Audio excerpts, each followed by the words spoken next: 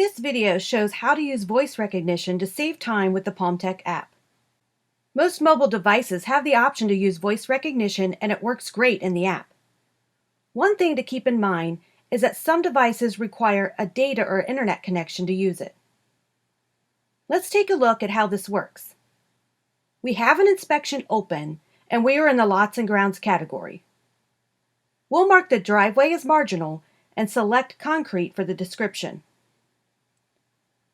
We'll tap on the note, but let's say the note that we want is not in the list, so we'll need to enter it.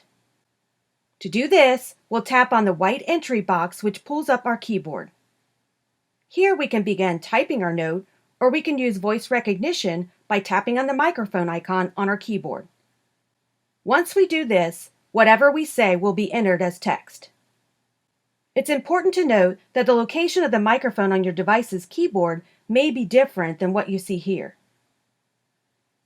Let's tap on the microphone and say our note.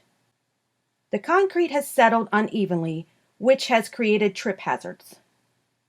As you can see, the text that we spoke has been added in as our note. This is a great time-saving feature that can be used anywhere in the program where you're adding in text.